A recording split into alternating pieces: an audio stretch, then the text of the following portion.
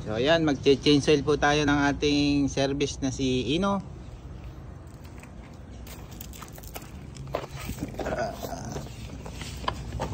Yun, de-drain natin ang langis. So ayan,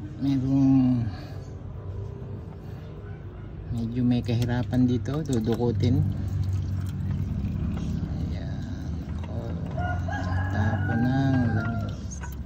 Yun. So, yan po. Tanggal na natin ang filter.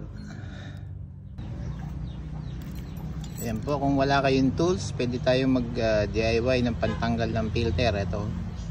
Lumang pump belt. Yan. Saka back rings ang ginamit ko. Yan. At ito naman po yung ating ikakabit na oil filter, size nya number C111. Tapos ito po ang ating gagamiting langis, Mobil Delvac. Yun din po ang gamit natin sa harvester, synthetic technology. Bali sobra po yan, alam ko po sa Inove 7.5 lang. Sobra.